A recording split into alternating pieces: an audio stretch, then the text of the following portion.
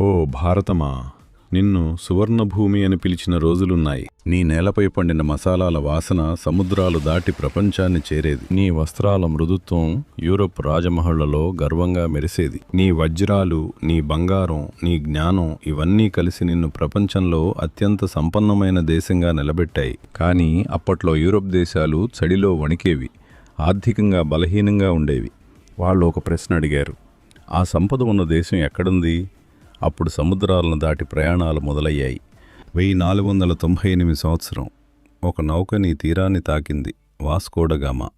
ఆ రోజు వాళ్ళు కేవలం వ్యాపారస్తులే, కానీ చరిత్ర వేరే దిశగా కదులుతోంది. మొదట మసాలాల కోసం వచ్చారు, తర్వాత వ్యాపారం పెరిగింది, తర్వాత కోటలు కట్టారు, తర్వాత సైన్యం తెచ్చారు. వ్యాపారం మెల్లగా అధికారంగా మారింది. ఓ భారతమా, నీ రాజ్యాలు గొప్పవే, నీ సంస్కృతి అద్భుతమే. కాని ఒక సమస్య ఉంది. ఐక్యత లేదు. ఒక రాజు ఇంకొక రాజుతో యుద్ధం చేస్తున్నప్పుడు బయటివారు నీ తలుపులు తెరిచి లోపలికి వచ్చారు. ఈస్ట్ ఇండియా కంపెనీ పేరు వ్యాపారం, లక్ష్యం అధికారమే. ఒక యుద్ధం, ఒక ఒప్పందం, ఒక మోసం, ఇలా మెల్లగా నీ సంపద నీ చేతుల నుంచి జారిపోయింది.